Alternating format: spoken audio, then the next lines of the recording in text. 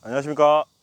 대우경북 능금농협 원예지도사 이종진입니다. 네, 현재 경사는 7월 중순으로 샤인머스켓 노지 기준 봉지 싸기를 마친 상황입니다.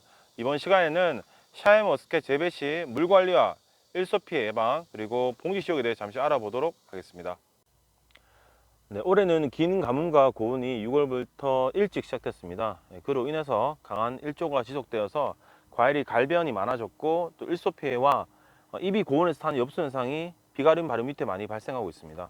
이런 현상이 발생하는 근본적인 원인은 1차적으로는 수분 부족이고 2차적으로는 가온 내 공기가 순환되지 않아서 생기는 문제입니다.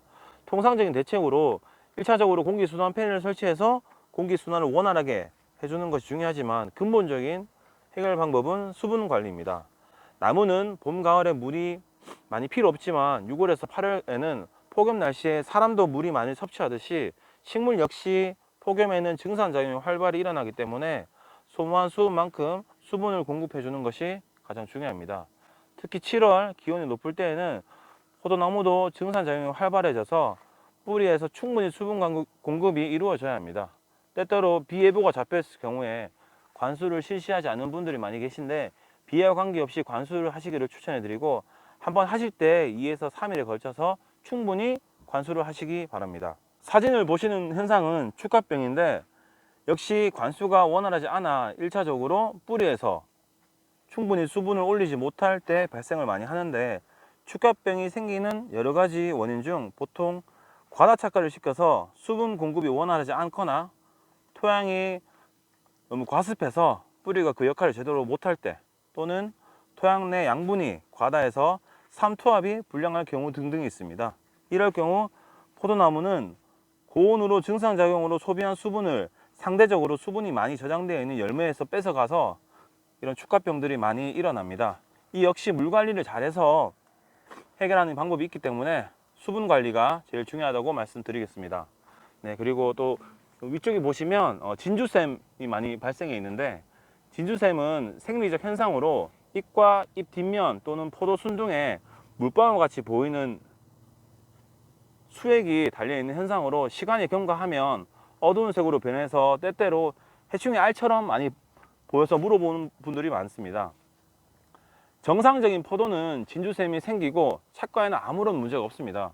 보통 수액이 뭉쳐 생기는 생리적 현상이고 나무 수세가 강할수록 많이 발생하는데 다른 품종 중 캠벨 같은 경우는 수세가 강하면 화진 우려 현상이 있으니 주의가 필요합니다. 품종 특성에 따라서 진주샘이 많이 발생하는 품종이 있고 그렇지 않은 품종이 있지만 생육에는 아무 문제가 없으니 큰 걱정을 하지 않아도 될 것 같습니다. 예, 다음은 봉지 시혹입니다. 지금 이 가수원은 보시다시피 봉지 시혹이 모두 맞춰진 상태입니다. 포도 품종 중에는 봉지를 씌우는 품종이 있고 그렇지 않은 품종이 있습니다. 샤이니 같은 경우는 아시다시피 봉지를 씌우는 품종인데 봉지를 씌우는 이유에는 여러 가지 이유가 있습니다. 첫째로는 빗물이 타고 발생할 수 있는 노균병, 탄저병 등을 예방하고 포도 성숙기에 과실 표면에 검은 반점이 생기는 그름 전무늬병 같은 것을 예방이 있고 또 당도가 올라감에 따라 피해를 줄 수 있는 노린재 피해나 사진과 같이 볼록 총체벌레 등 해충의 피해를 예방하는 것이 가장 큰 목적입니다. 둘째로는 포도 송이가 잎이나 가지 자람에 있어서 스칠 수 있는 상처나 참새나 까치 등 조류 피해와 같은 물리적 피해 예방이 있습니다. 샤인은 당도가 올라감에 따라 향이 좋아서 특히 조류 피해가 심한데 봉지 씌우기를 통해서 많이 예방이 가능하다고 말씀드리겠습니다. 세 번째로는 요즘 시행하고 있는 PLS 제도에 발맞춰 가지고 잔류농약 예방과 또 샤인머스켓 같은 경우는 껍질째 먹는 안심 먹거리로 농약 직접 살포를 방지하고 또 농약 살포로 인해 발생할 수 있는 약해 예방이 있습니다. 그리고 마지막으로는 햇빛으로 인한 과일 열과나 가피 갈반 증상 예방이 있습니다.